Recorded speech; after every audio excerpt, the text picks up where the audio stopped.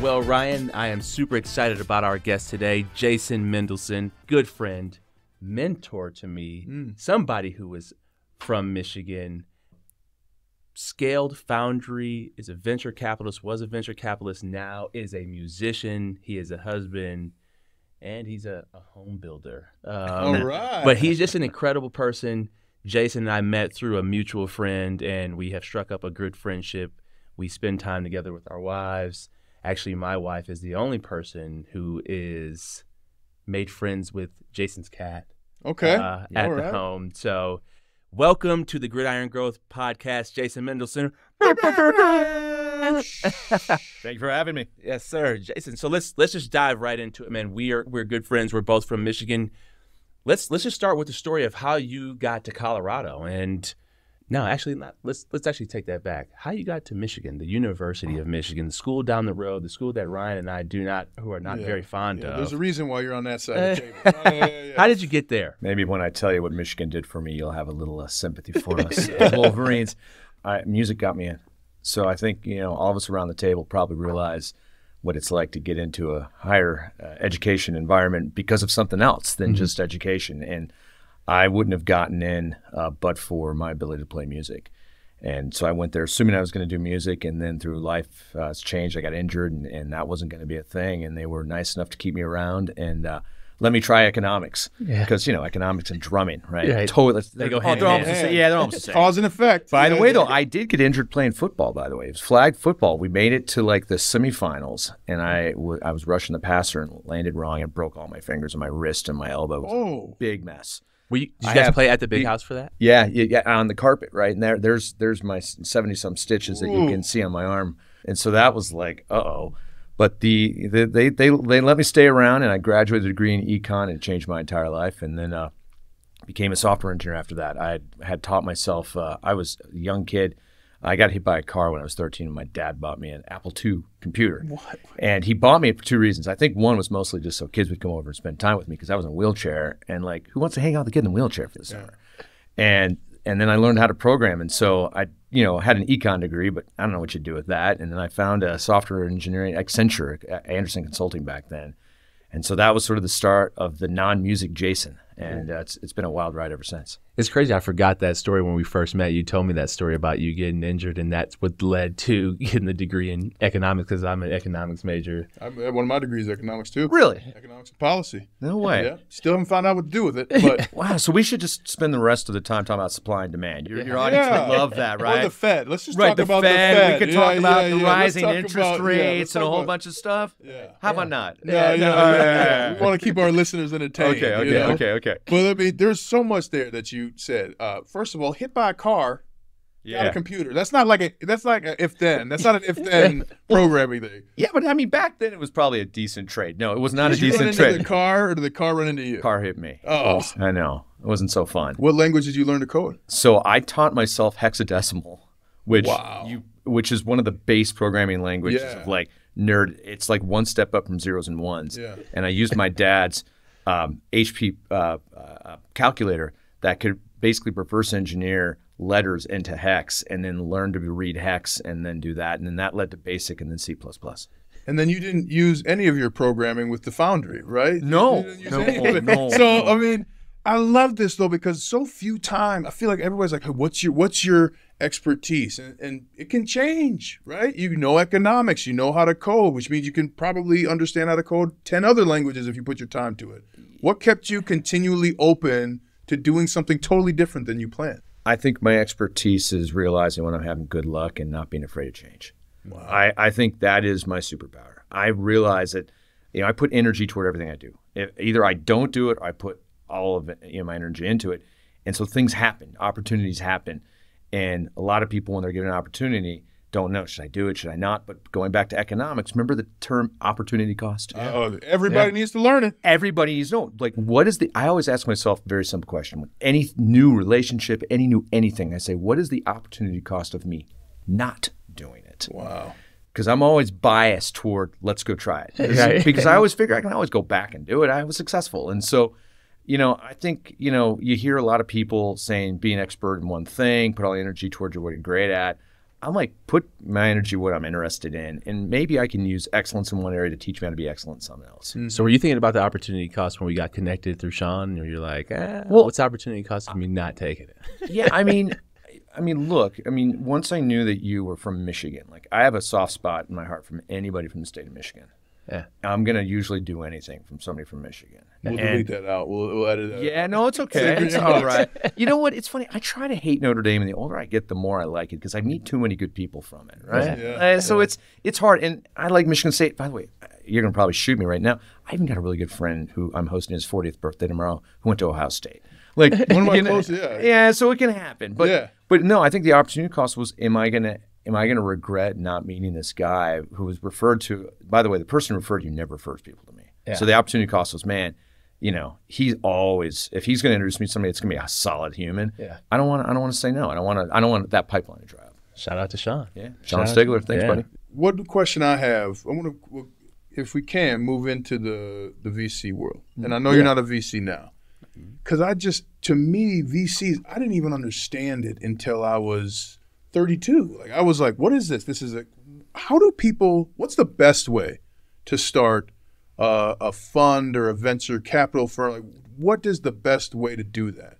You want to know the real truth? I do. Because everybody will have an answer. Yeah. My answer is there is no answer. Awesome. It's hard. Here's the thing. First of all, when I started, the first time I heard venture capital, I thought I heard adventure capital. Right? I was from Michigan. I was at law school. I was dating this woman from the Bay Area, and she told me about this thing called adventure capital. I'm like, cool. Is that like amusement parks and stuff? What is that, right? I like roller In fact, coasters. our friend Dahani Jones, if you guys know Dahani, he used to have he had a show called Adventure Capital. Effectively, they were investing. He and Jeremy Bloom were investing in adventure companies. But that's what I heard. I mean, the thing is, a venture capitalist is taking other people's money and investing in startups. So that's what we need to start with, that basis. So you're building basically a two-sided marketplace. One is a marketplace of investors. Mm-hmm. Second is a marketplace of entrepreneurs. Mm-hmm. And the best way to start your own, obviously the best way to start is find a VC firm who wants to hire you and mentor you and train you. But give you benefits. Yeah, exactly. But that's kind of hard. Certainly back when we started our fund, we had to start our own. And it meant that we had to build this two-sided marketplace. So we had to find investors, which was way harder and took way longer. I remember Brad and Feld and I, who are two of the four founders of Foundry, along with Seth and Ryan, we had this goal. We were going to start raising money in, I think it was January of 2006. We didn't get our first commitment till March of 2007. Wow. It was almost a year and a half of like, no, scram, you're too young, go away, bye, you suck. And eventually, though, we started building a marketplace of investors and got a couple investors that had names, and then so other people followed on. Meanwhile, you're spending all your time volunteering and doing good by the entrepreneur, right? Building that pipeline, getting the reputation of these people will help us, they're not asking for anything in return, and just trying to create that. And that's really what you're trying to create if you're going to do your own VC firm. Again, my strong advice is find somebody else's firm that will hire you, but if not, that's what you got to do. And it's hard. Can you talk about just your leadership as you and some of the other founders? What was it like to scale up from Fund 1 to Fund 2 to Fund 3? What was the leadership journey like? Well, see, that's the weird thing about venture. There's a lot of people who say that venture doesn't scale. And I've been teaching at the University of Colorado for 11 years at the law school and business schools about this. And I've kind of flip-flopped back and forth whether I think venture scales or not. First of all, you can't just go hire a venture capitalist. It's not like hiring an engineer or hiring a marketing person. It's a bespoke industry. You can't go to school for it. You really have to be mentored into it. You can't read a book, although if you're going to read a book, read my book. Venture Deals. Venture Deals, thank you. Yes. Thank you. Wow, look at that. That came in nice. Yeah. But we raised effectively our first 4 or 5 funds without adding another human being to the fund. By getting returns for the first ones? Well, just having more money and working harder. Like what happened was, the first fund, you're working hard, doing a set of things, but then as you start raising more money, you're on more and more boards. And so you're doing less of the other things and you're spending more of your time on the boards, less of the time in the outside world trying to find entrepreneurs. Hopefully you have a reputation that stuff is coming to you now, as opposed to us having to live on the road and go to conferences and find it. But VC has this ability of raising more money, investing in more companies without hiring a lot of other people. Private equity is different. Startups are completely different. At some point, that breaks. Yeah. At some point, the four of us look at each other and go, I'm exhausted. And then you start hiring people, but it's hard. It's a very, very hard thing to do. Yeah. Now, when you were evaluating companies, what did you look for as the keys to being a viable investment for your venture fund? So I think everybody's different. I think we each have a head, we each have a heart. We each get to make decisions based on some split on that. First of all, I was focused on the team, first of all. And you hear that, and it's so trite, but I'll tell you why it matters, is nobody gets through to the end, whether that's an acquisition, an IPO, or a bankruptcy, without their idea changing a lot. I've never seen an early stage company say, Jason, we're going to do A. And at the end of the day, guess what? They did A. At best, it's A prime, and usually it's zebra. Yeah. Right? And so you got to have a great team that can do that metamorphosis, that change, not be scared to do that, and have the skill set to do it. But also, I say it's sort of like first date energy without the sex. So let me explain. So, because that's bad. When you meet somebody and you're just inspired by them. Yeah. Remember those, and I use first date because it's so clear. You can remember that amazing first date where time is like flying. You can't wait to see the person again. It's just like, oh my gosh.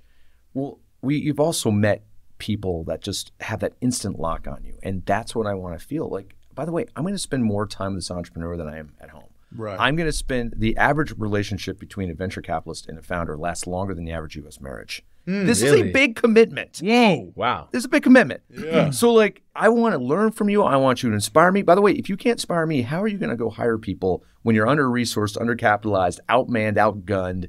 Come on, right? I mean, you guys know this, right? Think about how many times you were an underdog in your prior profession where somebody has gotten your head and put you to a spot where you're like, and you went out and kicked butt. Like Colin Powell always used to say, I had the fortune of meeting him a number of years ago, and he told me something. He said, I asked about leadership, right? Because if you're going to meet Colin Powell, of course you're going to ask him about leadership. Yeah. Right. And his answer to me was like, no, I don't lead. I inspire. He says, you can't lead a 22-year-old kid to go put his life on the line at the battlefield. You've got to inspire them to get out there. And I remember thinking about that and really focusing on that word inspiration, about how important it is. And I want to feel that initial energy anytime I meet an entrepreneur. Wow. With your background and just understanding leadership, I know you watch sports. Too much. Talk about the similarities between entrepreneurship and sports that you've seen.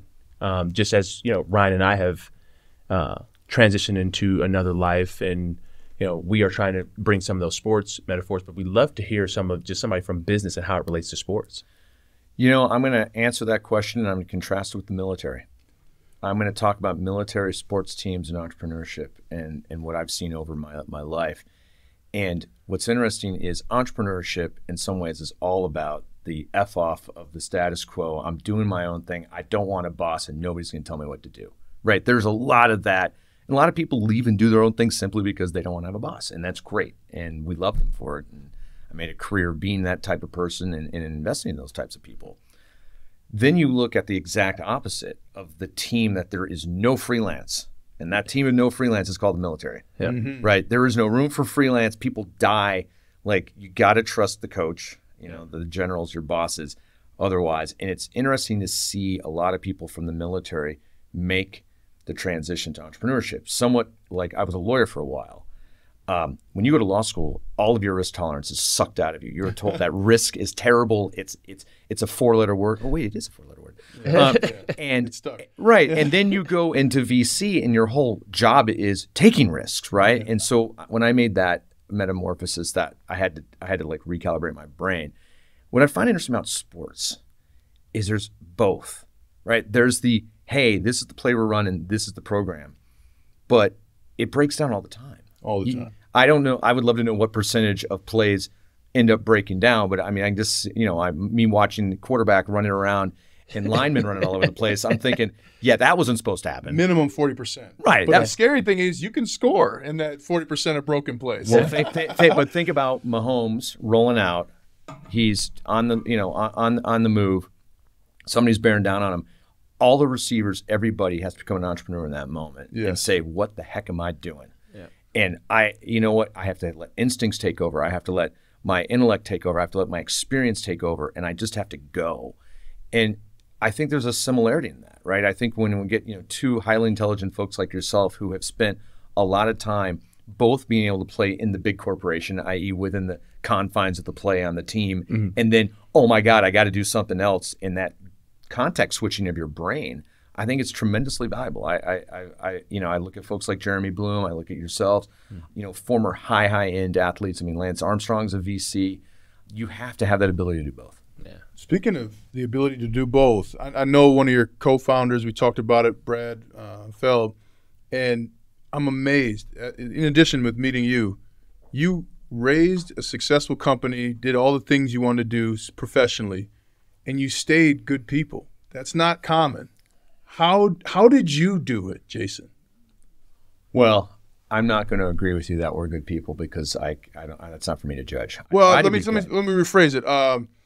You are people who continue to look at others as someone you could learn from, be around. You're not above anyone else. No. And I think the easy thing when you make money, I mean, we've been there in the league, the easy thing is to say, oh, no one's on my level, right? But that's not really the case. So how did you Jason is good people, by the way. Yeah. So, but how did you keep it so that you continue to learn from others, surround yourselves with others that have nothing to do with what you're doing?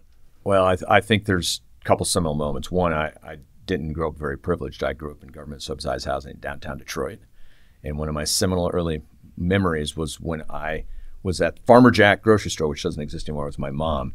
And I don't remember what I said, but I made some comment about the bag guy and the bag boy. And so far as like I was above this person because, look at this person's bagging groceries, this person, whatever. And she whooped my ass in that grocery store in front of everybody, just beat the shit out of me. Like, you can't get away with that these days. Whoop me. And let me know a couple things. One, I'm no better than anybody else. And she also, very contrary to how you parent today, you will never be the best at anything. She drilled that in me. You'll never be the best. And she's right. I'm not the best at anything. I'm damn good at a few things, but I've always realized that everybody's going to give me an opportunity to grow. And I have met some really smart people. I had the fortune about 20 years ago meeting. So long before I was, quote, successful, I met Bill Gates and Warren Buffett and got to spend some real time with them. And I remember Bill walking up to me and saying, hey, I'm Bill. And I was like, you don't need to introduce yourself. You're Bill Gates. And I so wanted to go, hey, Bill, what do you do? But I couldn't quite do it. I didn't have the guts for that joke. But it's the one joke that I left on the table in my life that I regret. And to watch how inquisitive they were, they mined me for every piece of information in my brain over those couple of days I spent with them. They wanted to know everything about drumming and music and my form of playing. And I was I was a general counsel at the time and at a new venture firm. They wanted to know everything.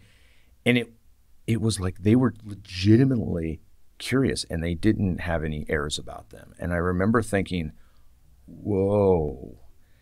And I realized that, the one regret I'm going to have when I'm dying, I have a feeling the last thing I'm going to think is I wish I'd learned more. And everybody can teach me something. Everybody. I've never met somebody who can't teach me something. And I think, you look at the similar moment of sort of my humble beginnings that I don't forget where I came from. Meeting people earlier, 20 years ago when I was 30-ish who were still Bill and Warren at that time and realizing, whoa. And then just trying to, really, really engage with people and realize that everybody's got a value. And one thing that Benny knows is I spend about 25, 30% of my time philanthropically working with nonprofits to help people who don't have it as fortunate. And realizing, I mean, that'll always keep you in check. Like going inside of maximum security prisons and working with these guys who have had no chance. This isn't about giving them a second chance. They had none. And you're like, man, and then see their attitudes and how hard they're trying. And I look at that and I'm in awe. I'm like, man, you are a higher life form than me because I wouldn't be there if I'd had your background. So it's I guess it's a long-winded answer of saying there's a lot of activities that either happen to me or that I currently do that constantly remind me, I ain't all that. Life always has a funny way of humbling you. I think about the times that I've been cut or the times that I've had like tough times. It's like, especially when I left Denver and went to Chicago. I think I've shared this story with you, is that, I was like, oh, I got it all figured out, got my routine, got my supplements. Like, nope, life. Yeah. At home for 4 weeks. I would like to transition. You've done incredible things in terms of venture capital. That is awesome. But yes, let's dive into the philanthropic efforts, because I do know you do a lot, and Breakthrough is one of the incredible things that you are part of. Cafe Momentum, the incredible dinner you invited me to, that is now the Broncos are now supporting. So can you talk about your philanthropic efforts and how that all came about?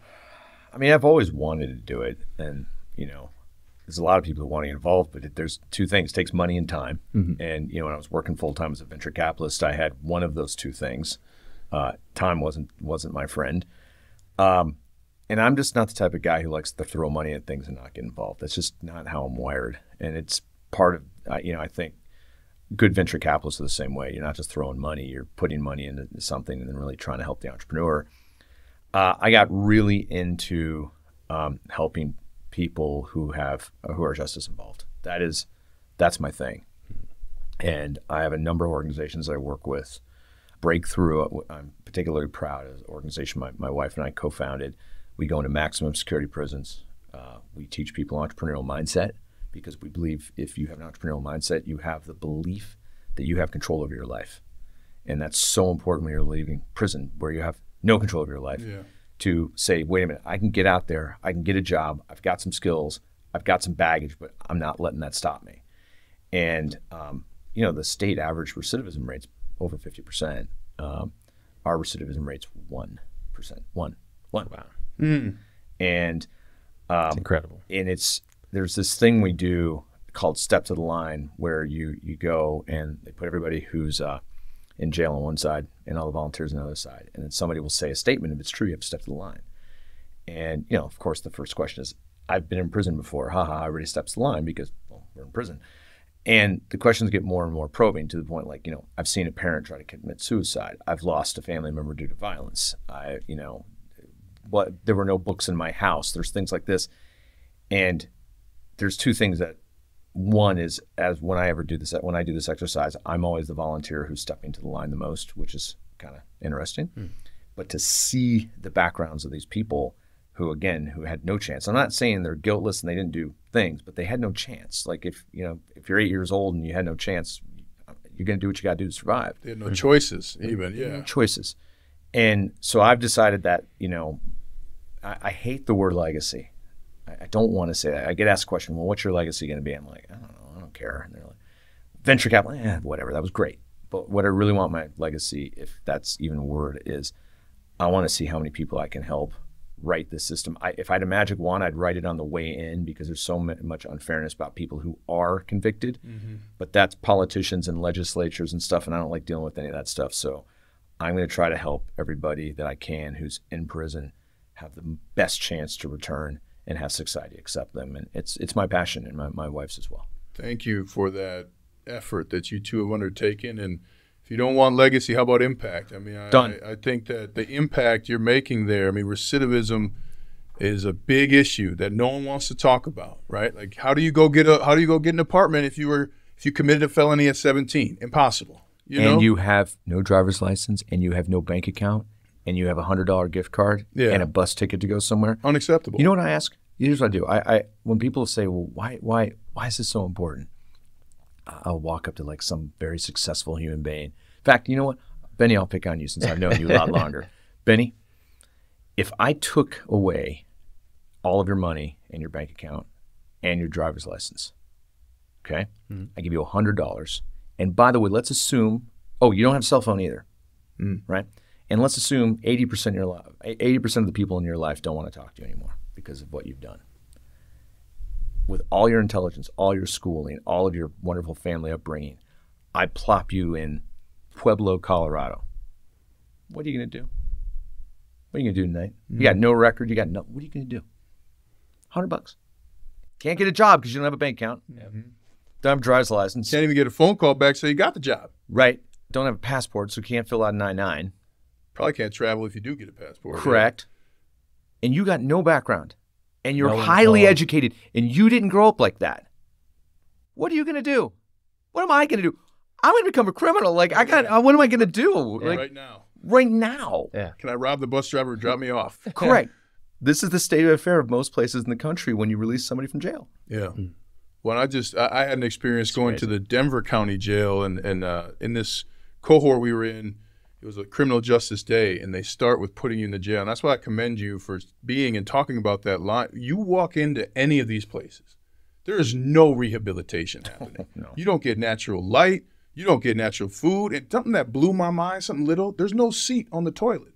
Like, just something little like that. Like, you got to spend 8 years without a toilet seat, bro? Yeah. Crazy. So, I mean, unbelievable. But in that, putting your feet there, whether it's the prison or whether it's learning how to code, what is so important for people to understand about putting your feet where you want to be, where you want to create impact? What makes that so important being there? Everybody needs to find what their version of resiliency is. Put energy into everything you do. Be present. Show up. And realize you're going to fail a lot and embarrass yourself a lot, and that's okay, right? That's how you're going to get excellent, right? You're going to get excellent because you learn from people. You're going to have somebody take you under your wing because they saw you fail, but you were trying to do something good. I'm sure each of you have had mentors on the field and outside of that who you wouldn't be but for. Yes. And why did it happen? Because somebody saw you putting energy in, that you gave off a good vibe. And I think life can be so overwhelming, so complicated, especially if you look at everything that's going on in the world. It's just overwhelming. I don't know how you tell kids and people, like, don't focus on that. Just be good and put energy toward it. But I truly believe that's the secret sauce. And show up. Well, I want to transition now to another spot. Well, now that I know that you're going to put energy and effort into certain things, we're going to teach you how to dance. Are we going to do that? You learn how to dance? So I come over to Jason's house. I'm like, oh man, we got this. Yeah, Ryan, you got to come over. I got a little bit of a nightclub at the house. Yeah. Oh, that's ideal. So we've had a couple teammates with nightclubs. Yeah, so you have the tattoo parlor. Yeah, that's No. what you need next. That's after the club, you get a little tattoo. You record a studio. I do a recording studio. But it's like Jason's got an incredible spot. I'm like, all right, we got to have a dance party here. And he's like, oh no, I don't dance, but You like, don't I'll play the dance. music. You know what's But strange? he's a musician. I'm a drummer. So you do dance. I You can't. just don't like dancing without your sticks.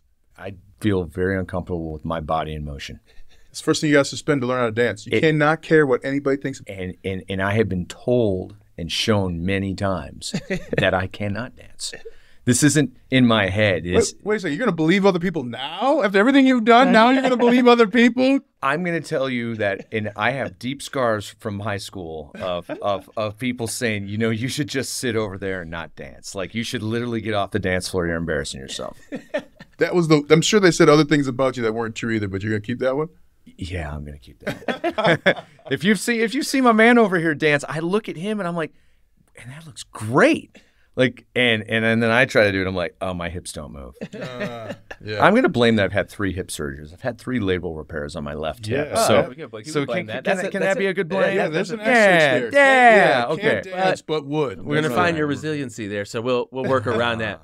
But as we're winding down, we've talked about your philanthropic missions and how important that is, and the impact that you're leaving there. I would like to just talk about a little bit about your passions in terms of music. Obviously, you got into music early on. It's what got you to Michigan. Also they kept you there, but you do have an incredible recording studio in your house. Can you talk a little bit about your passions in music, and then also, if you are allowed to share, some of the projects that you are working on and that you have been a part of that I have been blown away by? Can you please share some of that? I would say, without any hyperbole, music's my true north. Music is almost like a third parent to me. I've been involved in music since age 3. Both my birth parents are long gone. I'm on Parents 2.0. The one constant in my life is music, and has always been. It's been there for me when girls have broken up with me and I've been heartbroken and I have to start a new band. It's been there when I've been really, really angry to go down and slam 10 minutes playing drums, or 20 minutes and just hit something and feel great. Mm-hmm. It's been the highest of highs. It's been the lowest of lows, but it's always been there. Like, it's the one thing that's never disappointed me. Wow. And so it's a little bit, I remember, meeting Stuart Copeland, the drummer from the Police. I always thought he was like an invisible parent of mine, because I used to go down in the basement and put on the headphones and learn every note from the Police. and like used to like picture like one day he'd say, "Oh, good job," and then I got to meet him a few years ago, and that was mind blowing. But did he say good job? It's very funny. I told him a story about this, and I said, "Hey man, I've never asked a famous person for a picture before, and this is totally lame. Can I get a picture with you?" And he goes, "After your story, I want a picture with you." And so we got his phone out first. And got my phone that's second. super cool. I'm not crying. You're crying. I know. Exactly. Whoa. Yeah, I was crying.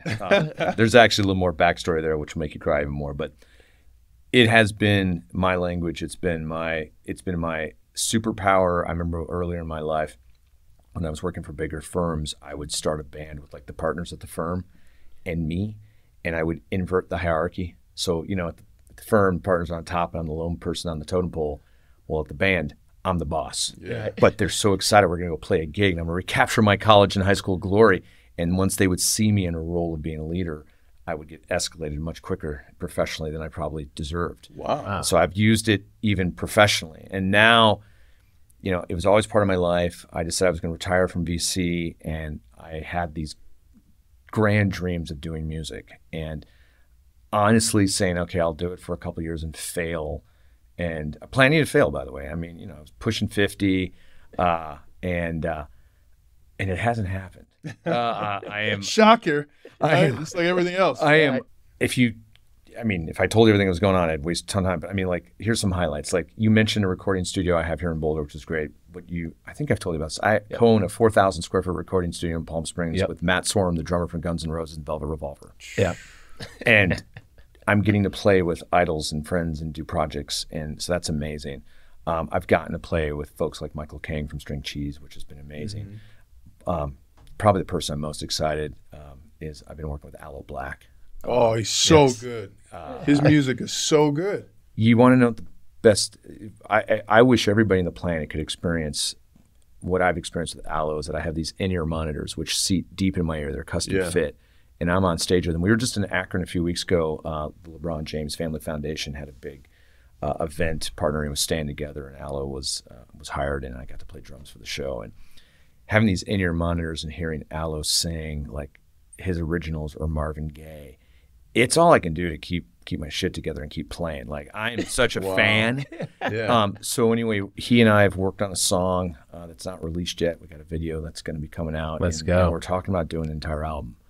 And I mean, he is one of the nicest, smartest, amazing people I've ever met in my entire life. Talented beyond belief, and I'm still kind of pinching myself. I'm getting to work with him. What did it feel like to hear a musician? And I love his voice too, Aloe Black.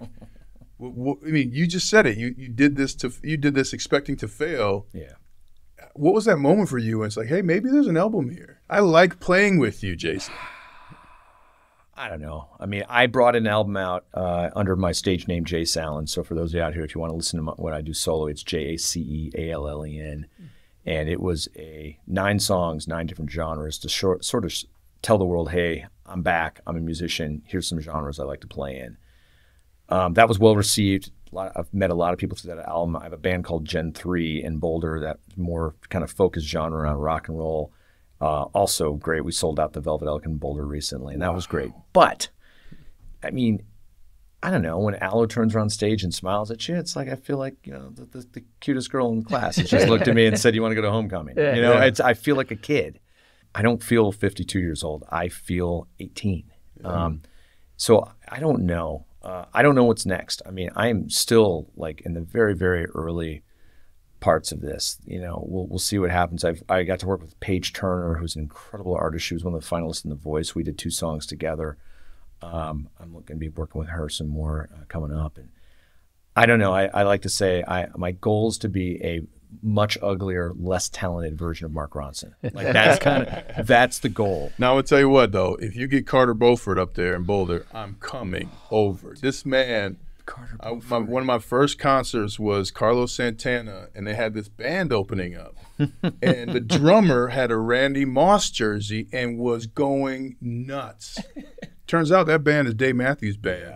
Carter Beauford was the drummer. Black drummer wearing a Moss jersey in Minnesota, opening for Carlos. Like, I was hooked right then. Do you know why I think he's so? First of all, he's the only truly, I believe, the only truly ambidextrous drummer who's ever been born. I don't know how he does it. Yeah. So, like, he will be playing right-handed for like half a measure and then left-handed for the other half, and you cannot duplicate his playing style. No one can do it. He is 101. Yeah. He is a bad man. So me, you, Carter Beaufort, Boulder, let's do it. Right? You figure out a way to get we'll to the work studio. together on this. Yeah, Yes. I'm in. Well, Jason, man, want to say thank you. I want to acknowledge you. Just who you are as a person. Thank you for coming on to the Gridiron Growth Podcast. And I do mean this when I say this. For somebody to come from where you came from, how you grew up, to do everything you did as a lawyer, venture capitalist, philanthropist, musician, those evolutions are incredible. Yes. And it shows that we should always constantly be growing. It's one of the things that I've seen in Kobe Bryant. It's one of the things that I appreciate about my parents, my teammates that I still talk to. So just definitely want to acknowledge that, man. And I think the listeners will get a lot of great things out of this episode. Absolutely. You were too kind. Thanks for having me, guys. Awesome. Thanks.